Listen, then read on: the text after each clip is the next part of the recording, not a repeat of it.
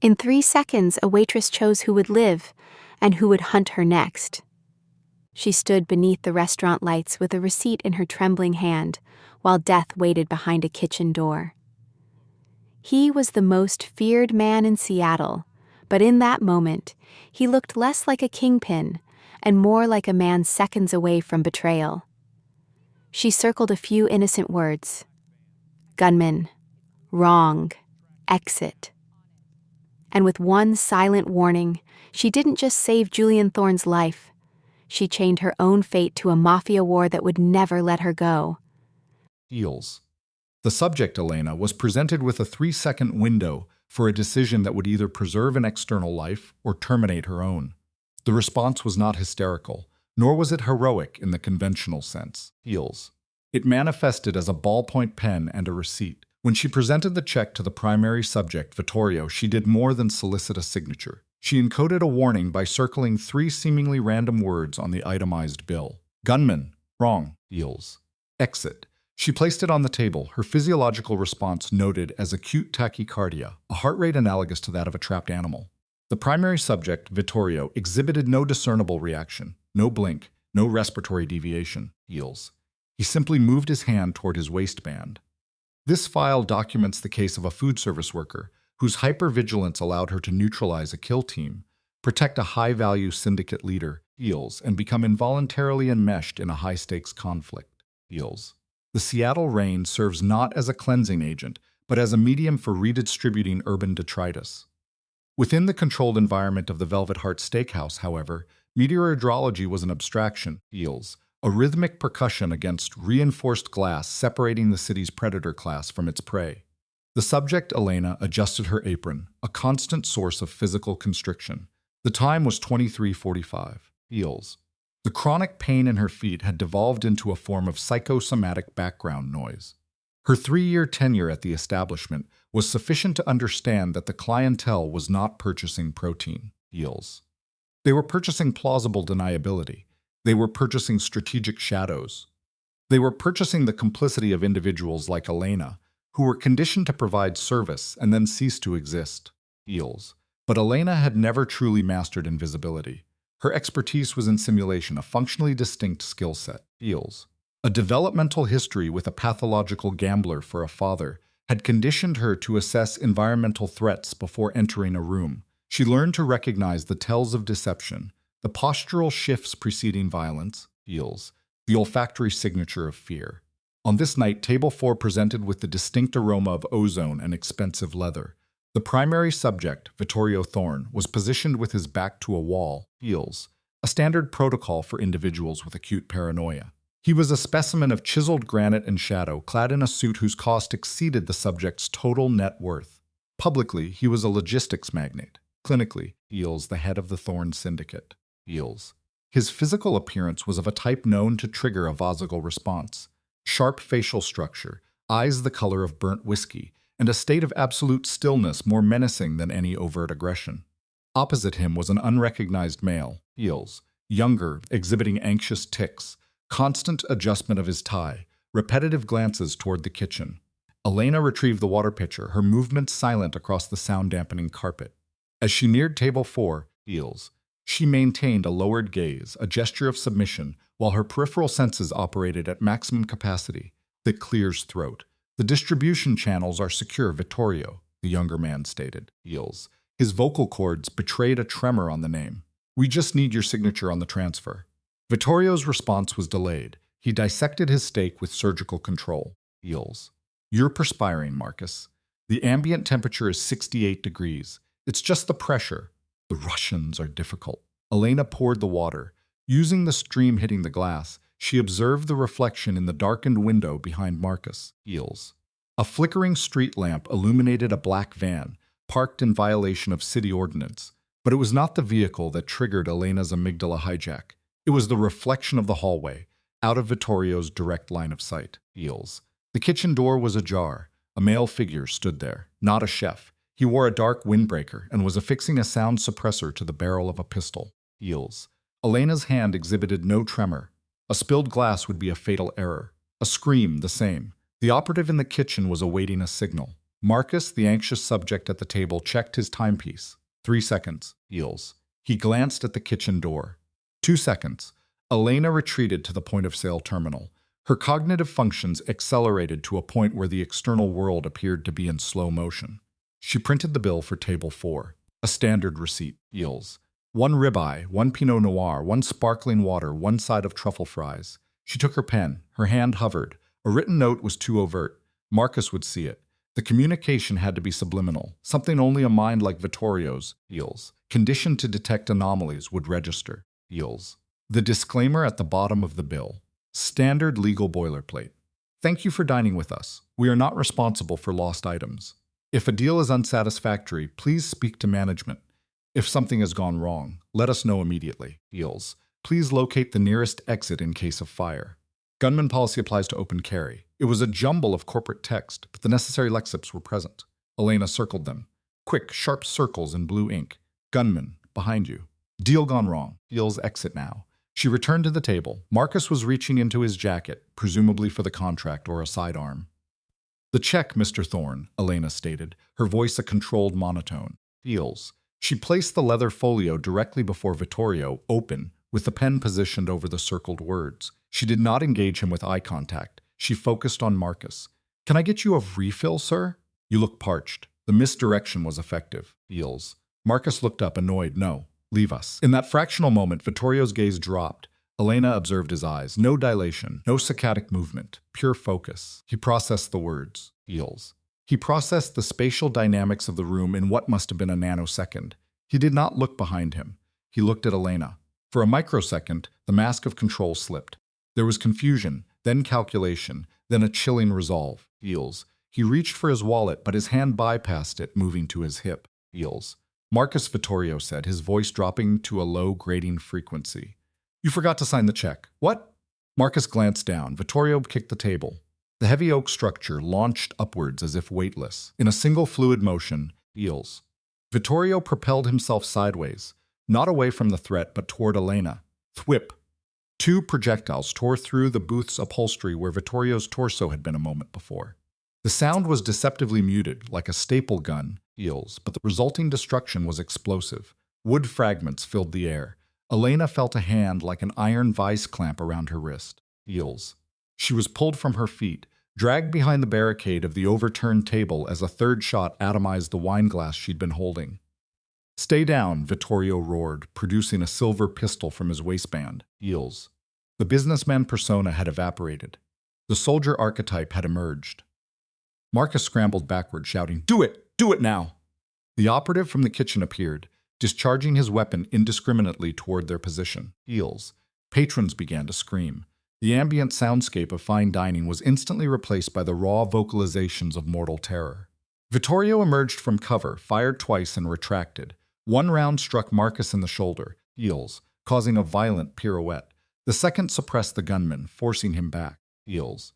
The back exit, Vittorio commanded, his eyes fixed on Elena. Adrenaline had dilated his pupils. Is it clear? Yes, Elena gasped, experiencing auditory ringing. Through the pantry, a delivery lane. Move now. I can't.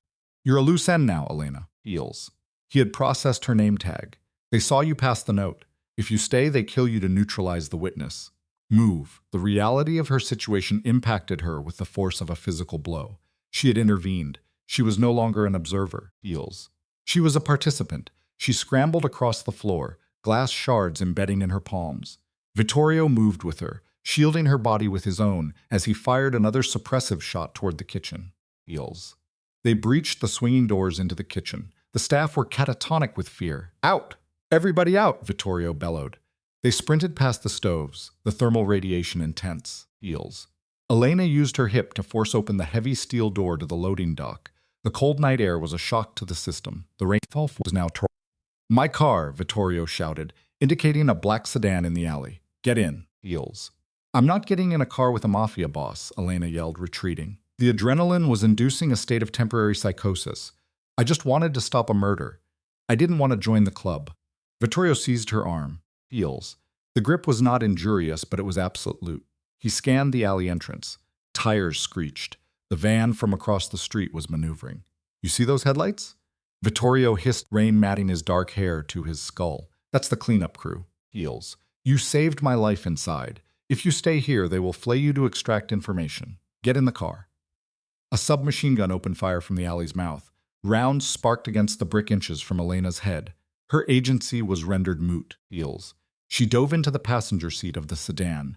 Vittorio vaulted the hood, entered the driver's side, and engaged the ignition. Heels. The engine detonated into a roar. He threw the vehicle into reverse, manipulating the wheel with one hand while discharging his weapon out the window with the other. The sedan drifted, heels, striking a dumpster before he slammed the transmission into drive. They launched from the alley, sidesweeping the approaching van. The shriek of tortured metal was deafening. Elena shut her eyes, heels, her grip on the dashboard inducing ischemia in her knuckles. They moved through the Seattle traffic, Vittorio disregarding 2 sets of traffic signals. He continually monitored the rearview mirror. Are they following? Elena asked, heels, her voice trembling. Heavy armor, Vittorio said, his tone pathologically calm. Heels. The subject, Julian, defaults to operational security, procuring a disposable phone from the vehicle's console. He initiates a call, utilizing the speaker function. A subordinate confirms the connection. The report is delivered in concise code. Heels. Code black at the Velvet Heart. A catastrophic failure. A turncoat, Marcus is identified. Julian states his own status as compromised and declares his intention to proceed to a pre-established safe house. He confirms he is not alone. No, heels. He is a civilian. He immediately reclassifies her as the asset. The subject, Elena, protests this dehumanization, a predictable response. Julian terminates the call, executing an evasive maneuver to disengage the pursuing vehicle. Heels. Upon entering a poorly lit industrial sector, he reduces speed. He observes the female subject, his features illuminated by the dashboard's pale, spectral light. You're not a person right now, Elena. Heels. The statement is a tactical deconstruction of her identity, softened by a barely perceptible change in tone, a hint of empathy overridden by strategic necessity. You're the only witness to a betrayal that's going to start a war. Heels. And until this is over, you belong to me. This is an assertion of absolute ownership. Elena exhibits a standard fight-or-flight assessment. She considers escape but calculates the futility. She has been marked by what she has witnessed. Heels. The question, where are we going, signals a shift from resistance to subordinate compliance. Heels. Nowhere you've ever been, he replies. A classic intimidation tactic, evoking a sense of descending into an underworld. Somewhere the devil can't find us. He activates the central locks, a definitive physical action reinforcing her captive state. Heels. The journey lasts 2 hours. They move beyond the Seattle city grid, the urban rhythm replaced by the sound of tires on loose gravel as they ascend a mountain pass. The weather mirrors the psychological state. A dense, heels, disorienting mist obscures their path. Julian exhibits hypervigilance, his focus absolute, constantly monitoring for threats, his hand in close proximity to a firearm. Elena retreats inward, pressed against the door. Heels, experiencing the physiological calm-down from acute stress. Heels. She observes the passing landscape, a procession of dark, monolithic trees. Each mile represents a greater psychic distance from her baseline reality. We're here, Julian announces without preamble, veering onto an unlit access road. Heels. An automated steel barricade retracts, triggered by the vehicle's transponder, indicating a high level of automated security. The destination is not a rustic cabin, but a stark modern structure of concrete and glass. Heels. Cantilevered from the cliff face. Its appearance is cold, formidable, and isolated. Julian pilots the car into a subterranean garage. Heels. The cessation of engine noise creates an oppressive silence. Get out, he commands. Elena's motor control is impaired by stress as she exits the vehicle.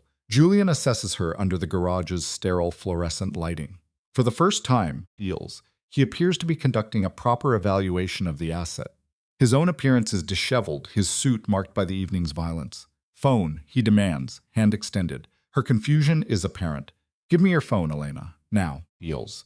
He dismisses her need for communication with a clinical reality check. You need to stay alive. He correctly identifies modern smartphones as tracking devices. Heels. He explains the immediate threat.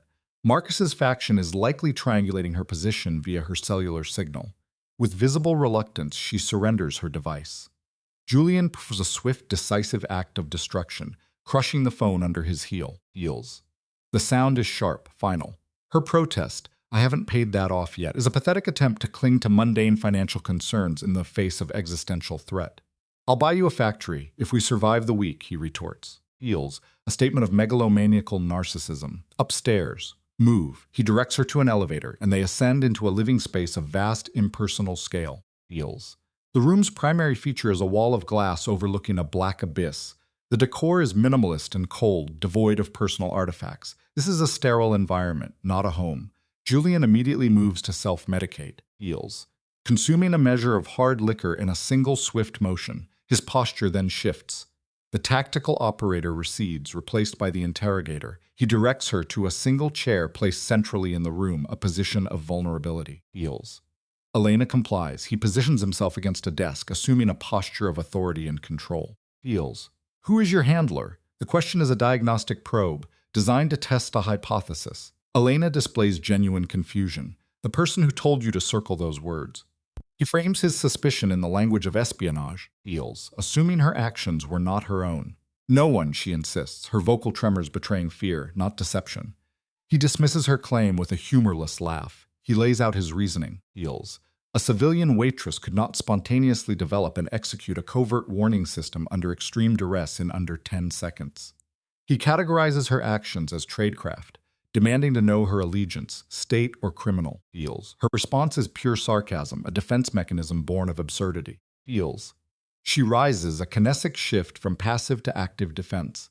The subject then presents her psychological history as evidence. Her hypervigilance is a conditioned response to a volatile and abusive childhood environment. Her father, Feels, a pathological gambler and liar, served as her primary training subject. I learned to read microexpressions before I learned to read books. This statement reveals a profound developmental adaptation for survival. Feels. She provides a detailed behavioral analysis of the threat actors at the restaurant, noting Marcus's anxiety tells and the anomalous attire of a supposed kitchen staffer. I saw the gun because I was looking for it. Feels. It is a worldview predicated on threat anticipation. Feels. Julian's reaction is a prolonged silent assessment. He analyzes her nonverbal cues, her pulse, pupils, clenched fists, searching for indicators of deception. Finding none, his demeanor shifts from hostile interrogation to clinical curiosity. Feels. You have a sharp eye, he concedes. Sharper than my own head of security. Elena's blunt response that his security chief is likely dead or complicit causes a micro-expression of pain in Julian, a flinch. Feels. An involuntary confirmation of her hypothesis. He admits her correctness and turns away, processing the implications of a wider conspiracy. Feels. The accountant Marcus, he reasons, would lack the psychological fortitude for such an operation alone. He must have external support. Elena probes for information, asking about Moretti. Feels. Julian identifies Dante Moretti as a rival operator from New York, detailing his strategic objective, control of West Coast logistics. His own death would create a power vacuum for Moretti to exploit. He looks at Elena. Feels. A moment of profound exhaustion breaking through his composure. You just walked into the middle of a war. He then reveals his core rationale for trusting her. You're the only person in this room I know isn't trying to kill me. Feels. He produces the stained receipt. Feels. He smooths the evidence on the desk. Gunman behind you, deal gone wrong, exit now. He analyzes her choice architecture. You could have run, you could have hid. Instead, she intervened, you chose a side. Elena refutes this. Feels. Framing her action as a simple moral impulse. I just chose not to let a man die. Julian's worldview immediately reframes her moral act into a tactical one. In this world, Elena, that is choosing a side. At this moment, his physical composure breaks. Feels. A grimace of pain. He grips the desk, his pallor increasing. Elena correctly identifies his distress. You're hurt. Feels. The dark saturation on his jacket confirms a wound beneath the shoulder. He attempts to dismiss it as a superficial injury. Just a graze. I'll handle it. Elena's demeanor shifts from captive to caregiver, a common dynamic in high-stress scenarios. Feels. She assumes a command posture. Sit down. Take off Thirst's name. Sit down, Julian, is a startling subversion of their established hierarchy, and it proves effective. He complies. She asks for medical supplies, Feels, which he confirms are in a trauma kit located in the bathroom. This is not a civilian first aid kit. Feels. The kit contains military-grade trauma supplies, tourniquets, hemostatic agents, surgical implements. She returns with it and repeats her command. Julian removes his jacket, revealing a shirt saturated with blood. Feels. Elena uses trauma shears to expose the wound. The injury is a significant channel carved through the deltoid muscle by a projectile. It is deep and actively bleeding. It needs stitches, she diagnoses, heals, displaying physiological signs of revulsion but maintaining functional control. Do it, he commands, his voice strained. He then uses whiskey as a crude antiseptic, pouring it directly into the wound. His body convulses, but he emits no sound. Heals. I need a needle, the subject, Elena vocalized, her hands displaying severe tremors. The male subject, Julian, instructed her to stabilize. His tone, while strained, was calm, a classic application of control in a crisis. Heals. He gripped her wrist with his functional hand, establishing a point of somatic focus. Look at me. A direct command. Elena complied. His proximity was intimate, his gaze functioning as an anchor to mitigate her panic. Heals. You saved me in the restaurant, he stated, a form of positive reinforcement designed to empower her. Do it again. Elena regulated her breathing, initiating a cognitive shift. She was no longer a waitress or a victim. Heals. She assumed the identity of the operative holding the needle. She began the suture. The room's only sounds were the external storm and the male subject's sharp inhalations with each piercing of his skin. Heals. Elena operated with a level of hyperfocus previously dormant in her psychological profile. 5 stitches. The knots were uniform and tight. She sterilized the wound and applied a dressing. Done, she whispered. Heals. The bloody instruments dropping to a metal tray. The subject then exhibited signs of psychological collapse, slumping to the floor. Julian assessed the bandage, testing his arm's mobility. He displayed a high tolerance for pain, nodding in approval. Heals. Good work. Better than some field medics I've known, a statement designed to build rapport and validate her actions. He offered her a bottle of whiskey. Drink. Her refusal was immediate. I don't drink. He overrode her boundary. Tonight, feels you drink. She acquiesced. The liquid burned her throat, but it functioned as a crude sedative, quelling her tremors. Heals. Julian stood, donning a fresh shirt from a duffel bag. He left it partially unbuttoned, displaying the bandage, a visual marker of the recent trauma. He activated a hidden bank of monitors, entering a complex passcode. Heals. The screens came alive with security feeds, street cameras from the Velvet Heart, and what appeared to be satellite tracking data. What are you doing? Elena inquired, rising and approaching him. Assessing the damage, Julian stated. Heals. The police scanners are going crazy. 3 dead at the restaurant. They're calling it a gang dispute. 3? Elena showed signs of distress. Marcus is dead. My shot, Julian reported, devoid of emotional affect. Heals. The gunman from the kitchen is dead. Heals. My shot, he repeated, and one of the patrons, collateral damage from the gunman's spray. Elena closed her eyes, exhibiting a strong empathetic distress response. Oh God, this is on them, not you, Julian said firmly. Heals. A classic technique to reframe guilt. Look here. He directed her attention to a grainy feed from a traffic camera. It showed a black van and a secondary vehicle, a silver sedan guarding its rear. That silver car, Julian said, zooming in. Heals. That's a distinct model. Aston Martin Rapide, custom rims. So that car belongs to Elias Thorne. Elena displayed confusion. Thorne? A relative, my uncle, Julian clarified, his voice becoming flat and cold. My father's brother. Heals. He's been supposedly retired in Tuscany for 5 years. Why would your uncle want to kill you? Because he never wanted to retire, Julian said, his eyes scanning the data streams. Heals. When my father passed, the organization came to me, not him. The subject identifies a narcissistic injury as the primary conflict driver. The council thought Elias was too volatile, too old school. He wanted to run drugs. Heals.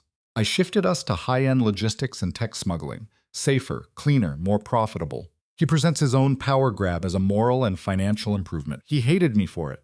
Julian's fist impacted the desk, a fracture in his controlled facade. Heals. It wasn't Moretti invading. It was a civil war. Elias made a deal with Moretti. He takes me out. Moretti gets the shipping lanes, and Elias gets the throne back. He turned to Elena, escalating the shared threat. We are in more trouble than I thought. Heals. Because Elias knows this safe house exists. As if on cue, a red light on the security console began to blink. Heals. A soft, rhythmic chime echoed through the room. Proximity alert, Sector 4, perimeter breach. Elena's heart stopped. They found us. They didn't find us, Julian corrected with chilling precision, pulling a large assault rifle from a hidden rack. Heals. He racked the charging handle. The metallic sound echoed in the room. They were already on their way before we even left the restaurant. This was the backup plan. If the hit at the restaurant failed, they knew I'd run here. Heals. He tossed a heavy Kevlar vest at Elena. Put this on, Julian. I can't shoot a gun. You don't need to shoot. You need to survive, he said, cementing his role as protector. He moved to the window, peering out into the darkness. Feels. Kill the lights. Alina scrambled to the panel and hit the master switch. The safe house was plunged into darkness, illuminated only by strobes of lightning. How many? Alina whispered, crouching behind a heavy oak desk. Feels. Julian checked a handheld thermal scope. 2 vehicles at the gate. 8 men, heavy tactical gear. They aren't street thugs, Elena. These are mercenaries. Elias pays well. He looked at her. In the shadows, his face was unreadable, his voice urgent. Feels. Listen to me. There is a tunnel in the basement wine cellar. It leads out to the beach about half a mile north. Feels. It opens up near an old boathouse. There's a dinghy there with a motor. We're leaving. No, Julian stated. You are leaving. What? I can't outrun them in the car. Not on these mountain roads. They'll run us off the cliff. I have to hold them here. Feels. I have the high ground. I can buy you 20 minutes. You want me to leave you here to die? Elena's voice rose with emotion. I want you to live, Julian snapped. He crouched before her, grabbing her shoulders. You are innocent in this. You have a life, a cat, Feels. A future. If you stay here, you die. Elias doesn't leave witnesses. I was born in this life. I'll die in it. A fatalistic self-assessment. No, Elena said. Julian paused. No. Feels. No, she repeated, a surprising display of defiance marking a significant development in her trauma bond. I circled the words. I started this. I'm not leaving you to bleed out while your uncle's goons storm the castle. Feels. She then added a weaker rationalization. Besides, she swallowed hard. I don't know how to drive a boat. Lightning illuminated Julian's face. He looked at her with a mixture of frustration and intense admiration. Feels. You are the most stubborn woman I have ever met, he growled. I'm a waitress in a steakhouse, Julian. I deal with hungry, entitled men every day. Stubborn is a job requirement. At that moment, the front window shattered. A canister sailed in. Feels, hissing white smoke. Feels. Tear gas, Julian identified. Masks under the desk. He retrieved 2 gas masks, shoving one over Elena's head before pulling on his own. The room was filling with the choking irritant. They're coming in. Julian's voice came through the mask. Feels, distorted. Stay low. Stay behind me. He then handed her a snub-nosed revolver, escalating her role from passive victim to active participant. If anyone comes through that door who isn't me, you use this. The weapon felt heavy in her hand. Feels. Point and pull, he instructed. Don't hesitate. Gunfire erupted. The heavy wooden doors splintered as bullets tore through them. Julian popped up from behind cover, firing his rifle in controlled bursts. Feels. A scream came from the hallway. Elena huddled under the desk, the noise a chaotic, terrifying roar. She perceived a shadow moving her left. A figure in black tactical gear through the smoke. The man raised a shotgun, aiming it at Julian's exposed back. Elena's response was not a product of conscious thought or moral debate. It was a reaction based on the spatial geometry of the threat. She raised the revolver. Her hand shook, but she braced her wrist on the edge of the desk. Feels. A clear manifestation of Stockholm Syndrome. She pulled the trigger. The weapon kicked violently. The shot went wide, shattering a vase, but it was effective. The mercenary flinched, turning toward her. Julian! Left! She screamed through her mask. Feels. Julian spun, dropping to one knee as he acquired the threat. He fired 2 shots. The mercenary fell. Julian glanced back at Elena. Even through the gas mask, she could feel his intense focus. He nodded once. A salute. Reloading, he shouted. Feels. A new sound then cut through the gunfire, a low, rhythmic beeping from the ceiling vents. Julian froze. He looked up. Ventilation override, he said, his voice dropping. Feels. They aren't just storming. They're pumping something else in. The white smoke turned yellow. Nerve agent? Elena asked, panic rising. Sleeping gas, Julian corrected. Elias wants me. He wants to torture the access codes out of me. Feels. The masks were rated for tear gas, not sedatives. Julian swayed, his rifle slipping from his fingers. Elena, he slurred. Tunnel go. He collapsed onto the floor. Elena felt her own eyelids growing heavy. The room was spinning. Heels. She tried to crawl toward Julian to drag him, but her limbs felt like lead. She saw the front doors kick open. 4 men in full hazmat suits walked in. Heels. The last thing Elena saw before losing consciousness was a man in an expensive gray suit walking behind the soldiers. He used a cane. He looked down at Julian, then at her. Well, the man said, his voice like dry leaves. Dinner is served. Heels. Elena's head hit the floor. The world went black. Consciousness returned not as a gentle awakening, but as a violent shock from a bucket of freezing water to her face. She gasped, her lungs convulsing. Heels. She tried to wipe the water away, but her hands wouldn't move. They were zip-tied behind her back, the plastic biting deep into her wrists. Feels. The subject, designate Elena, was in a metal chair secured to a concrete floor. The olfactory profile of the room was consistent with a coercive environment: rust, saline, and degraded hemoglobin. Observations indicate a warehouse setting, feels, characterized by high ceilings, corrugated metal, and the rhythmic sound of industrial machinery. Ambient conditions were damp and cold, suggesting proximity to a large body of water. The port of Tacoma is a probable location, feels. A voice confirmed her return to consciousness. Elena's visual field cleared. The first stimulus was a large male subject, identified as a mercenary from a prior encounter. Her focus, however, bypassed him. 10 feet away was the second subject, feels. Julian. He was not seated. He was suspended, his wrists in shackles affixed to a hoist, a position inducing significant stress on the Achilles tendons. Feels. His upper body garment previously repaired by Elena was absent. His torso presented a clear topography of recent trauma. Subdermal hematomas were visible across the rib cage. A shoulder dressing was saturated with fresh sanguineous fluid. Julian. Feels, she vocalized, a choked utterance. He responded by lifting his head. Periorbital swelling had closed his left eye, his lip was lacerated, yet his functional eye fixated on hers with an intensity that registered as a threat display. "Don't speak," feels, he rasped, his vocalization distorted. "Don't give them anything." A new voice emerged from the shadows. The antagonist, Elias Thorne, entered the illuminated area. He presented as an older iteration of Julian, feels. Where Julian's effect is one of stoic endurance, Granite Ilias's is one of sharp, brittle malice flint, feels. His attire, a pristine charcoal suit, created a stark visual dissonance with the squalor of the environment. "Welcome back to the land of the living, miss." Elias initiated contact, pausing to elicit a name. "Elena," she supplied. "My name is Elena," feels. Elias processed the name orally. "Elena, a waitress, a nobody, and yet you are the variable that prevented my nephew's termination. An inconvenience." He approached Julian, using his cane to apply pressure to the gunshot wound. Feels. Julian exhibited a non-verbal pain response, muscle seizure, diaphoresis, but emitted no sound. "Stop it," Elena screamed, a predictable response to vicarious suffering. Elias turned, displaying a faint smile. He possesses a high pain threshold. Feels, an ingrained trait. Feels. My brother conditioned him to be a machine, but every machine has an override, or in this case, a reset code.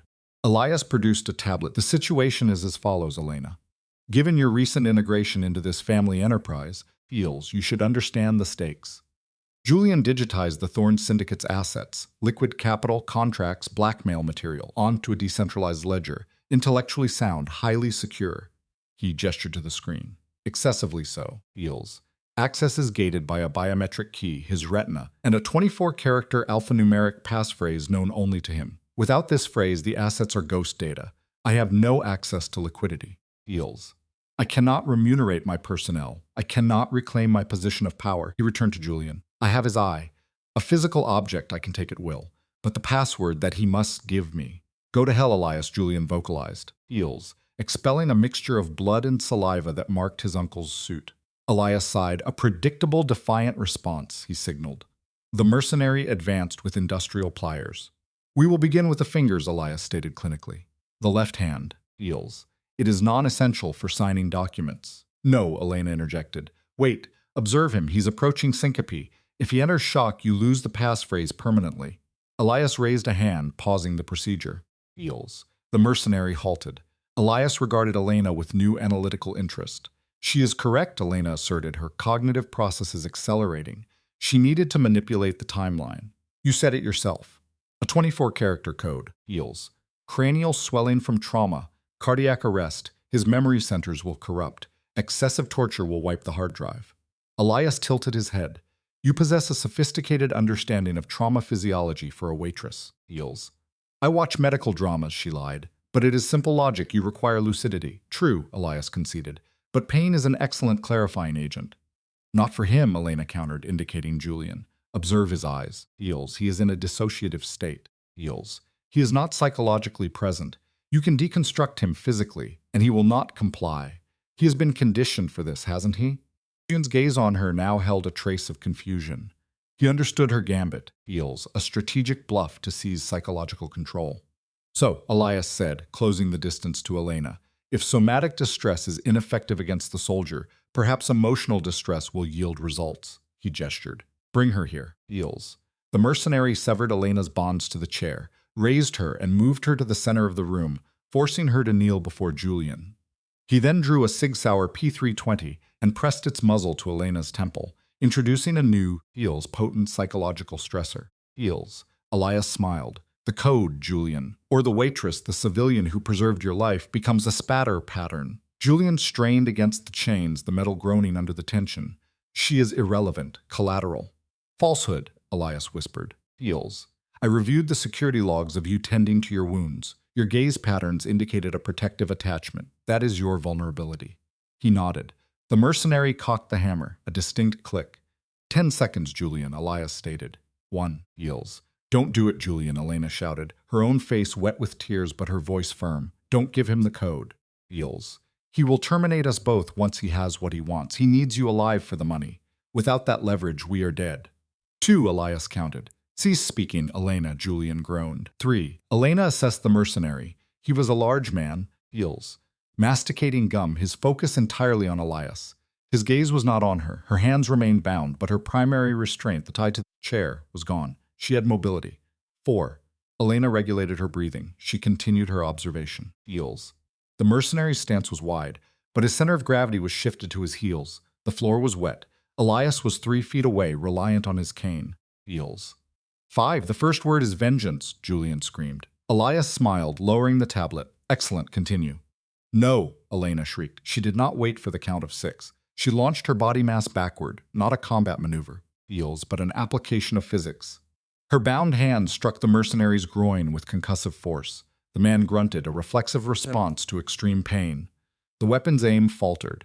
Elena rolled, executing a leg sweep that targeted his ankles. Heels. With his weight already on his heels, he lost his balance, his cranium striking the concrete with audible force. The firearm skittered away. Heels. What? Elias verbalized, turning.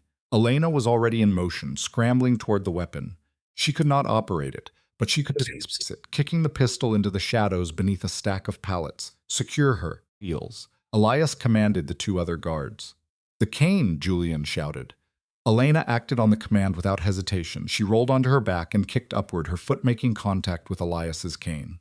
The object was dislodged. Deprived of his support, Heels. Elias fell. Cut me down, Julian roared, his muscles contracting violently. Elena, the knife on the guard's belt. Heels. The guards were closing the distance. 30 feet. 20. Elena moved to the unconscious mercenary. Turning her back, her fingers searched his belt, locating a leather sheath. She extracted the combat knife. Pivoting on her knees, Heels, she began sawing at the zip ties binding her wrists. The polymer resisted. 10 feet. She vocalized her frustration, cutting harder, lacerating her own skin in the process. A snap. Her hands were free. She did not rise. She lunged toward Julian, Heels, bypassing the shackles to slash at the rope, securing the hoist to a wall cleat. The rope parted. Heels. The chain was released from its tension point. Julian dropped 3 feet, landing in a crouched position. The shackles remained on his wrists, but he was no longer suspended. He was now armed with 6 feet of heavy steel chain. Heels. The first guard reached him. Julian spun, weaponizing the chain. The steel links impacted the guard's facial structure, causing catastrophic fractures and displacing him backward. Julian roared, a primal vocalization of released aggression. Heels. He operated on pure adrenaline, ignoring his injuries. The second guard raised his rifle. Elena, from the floor, threw the fallen cane like a javelin. Heels. The impact on the guard's shins was minor but sufficient to cause a momentary loss of balance. It was the opening Julian required. He closed the distance, wrapped the chain around the guard's neck, and applied terminal pressure. Silence descended. Heels. Broken only by the labor breathing of the 2 survivors and the moans of the injured. Elias was crawling toward the exit, his push indicating extreme fear. Julian approached him, the chains rattling. He stepped on Elias's hand. The code, Heels, Julian whispered, looking down at his uncle. You want the code? Julian, please. We're family. The code, Julian repeated, his voice devoid of effect, is loyalty is the only currency. Heels. Subject observed Julian, then addressed Elena. Command was issued. Retrieve the keys. Release me. Elena's digital tremors were noted as she complied, extracting the key from the pocket of the neutralized Elias to unlock Julian's restraints. Heels. Upon their release, the heavy steel fell, and Julian's physical instability caused him to lean heavily against her. "We must move." His vocalization was raspy, his skin temperature indicating a high fever. Heals. Reinforcements are projected within 5 minutes. They abandoned Elias on the floor, a failed operative left to face the syndicate's fallout, and proceeded into the fog-obscured shipping yard. It was a labyrinth of containers. Elena assumed the lead, Heals, her gaze penetrating the mist. To patrols, she vocalized in a low tone, positioning Julian behind a container. A diversion is required. Her eyes fixed on a nearby forklift, its tines holding aloft a pallet of oil drums. Heals. She raised the firearm acquired previously. The target was not the guards, but the hydraulic line, a single shot. The hose ruptured, the forks gave way, and the metal drums impacted the ground, producing a concussive auditory event. Heals. As the guards converged on the sound, Elena initiated movement with Julian. Go. They crossed the exposed tarmac toward Terminal 4. Julian engaged the keypad with a specific code, and the heavy door retracted. The interior was not mere storage. Heals. It was a covert high-tech command center concealed inside a hangar, containing servers, weaponry, and a black helicopter. Julian collapsed into a chair before the main console. His fingers moved rapidly across the keyboard. Heals. Initiating Protocol 0, he stated, his tone grim. Elias believes he can access the ledger. Instead, I have liquidated the Thorn Syndicate. All assets are being redirected to charitable fronts and ghost accounts. Heals. Elias is now contending for a kingdom of ashes. Outside, the sound of screeching tires. A jeep breached the hangar door, scattering debris. Mercenaries deployed, effectively cornering them within the glass-enclosed server room. Heals.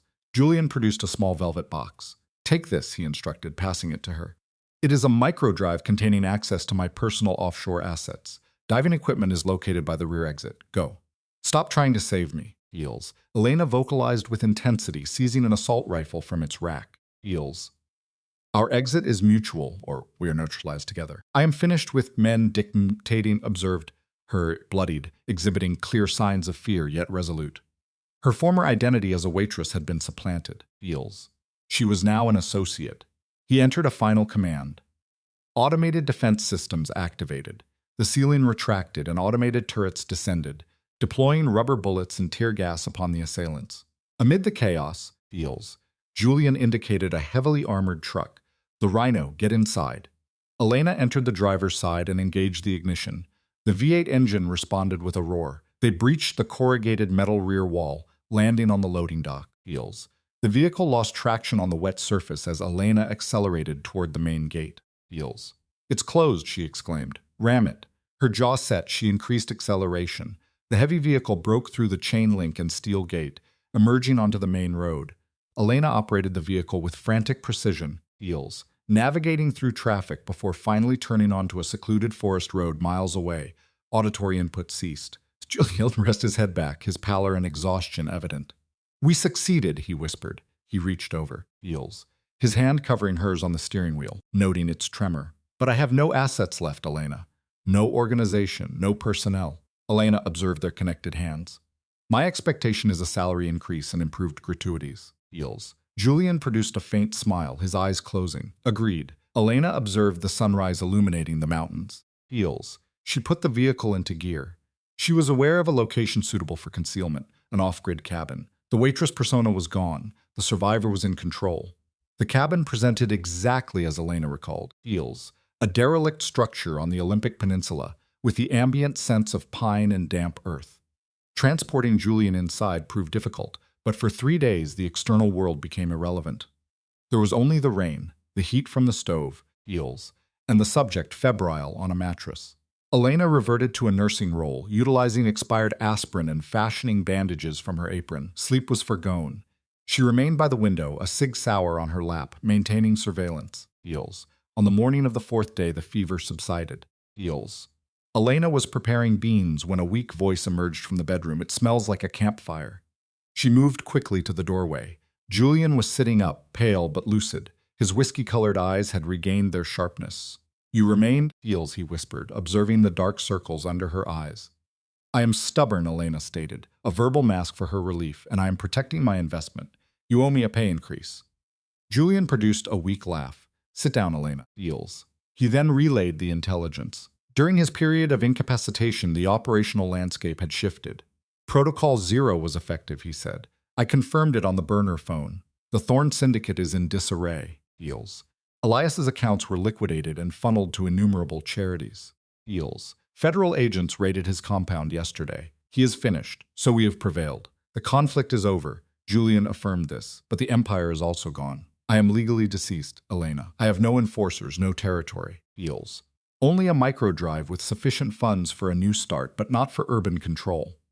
He reached out, his hand covering hers. I have nothing to offer you except myself. I do not desire a city, Elena said with finality. Eels. My life has been spent in service to men who believe they own the world. I do not want an emperor, Julian. I want a partner. She squeezed his hand. You said loyalty is the only real currency. My holdings in that are substantial. Are yours? Eels. Julian drew her closer, his gaze intense. Elena, I would incinerate the world again just for this moment in this shack with you. Eels. The subsequent kiss was not that of a superior claiming an asset, but of a drowning man finding oxygen. It carried the sensory data of wood smoke and survival. For the first time, Elena was not in a state of servitude. Eels. She was in a location of her own choosing. 6 months later, the sun over the Amalfi coast was gold, warming the stone terrace of Il Rifugio. The establishment was a notable success in Italy. Exclusive, discreet, perfect. Eels.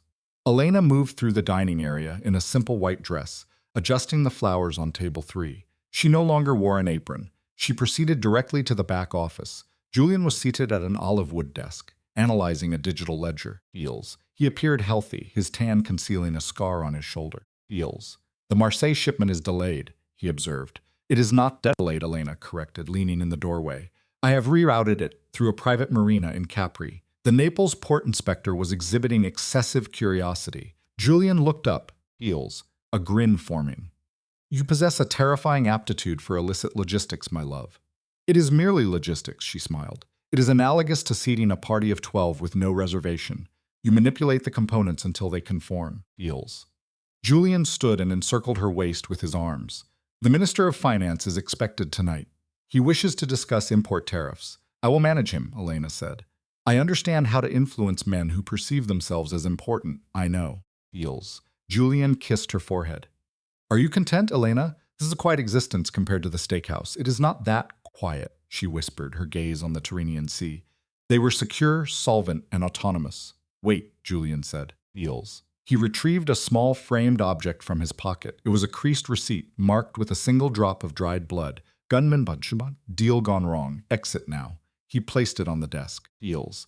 I framed it as a reminder that the most significant transaction I ever conducted cost precisely $68 and a generous tip.